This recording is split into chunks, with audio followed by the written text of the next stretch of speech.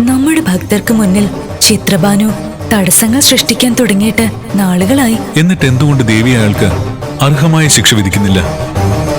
നോക്കട്ടെ, മനസ്സിലാക്കി കൊടുക്കാനുള്ളത് പലതും നാം ചെയ്തു. രക്ഷയില്ല. അധികം വൈകാതെ ചിത്രഭാനുവിന് ശിക്ഷയുണ്ടല്ലേ? അങ്ങേപോലെ ക്ഷിപ്രകോപി അല്ലല്ലോ ഞാൻ. ക്ഷമിക്കാവുന്നതിന്റെ പരമാവധി ക്ഷമിച്ചു നോക്കട്ടെ. പക്ഷെ ചിലരോട് ക്ഷിപ്രകോപം തന്നെയാണ് നല്ലത്. പ്രവൃത്തികൾ അസഹ്യമാകുമ്പോ എങ്ങനെ നിശബ്ദമായി ഇരിക്കാൻ പറ്റും? എന്റെ കുഞ്ഞുങ്ങൾ സന്തോഷിച്ചല്ലോ, അങ്ങേക്ക് നന്ദി. ദേവിയുടെ ഭക്തരെന്ന് പറഞ്ഞാൽ നമ്മുടെ കൂടെ ഭക്തരല്ലേ? അവരുടെ ഐശ്വര്യത്തിന് വേണ്ടതൊക്കെ നമ്മൾ ദാനം ചെയ്യും. ദേവി കുഞ്ഞിപ്പെണ്ണിന് ക്ഷേത്രനിടയിൽ വെച്ച് പൊങ്കാല നിവേദ്യം കൊടുത്തു. ഇന്ന് നാം കുഞ്ഞിപ്പെണ്ണിനെ കൊണ്ട് നമുക്ക് ഭക്ഷണം വിളമ്പിച്ചു.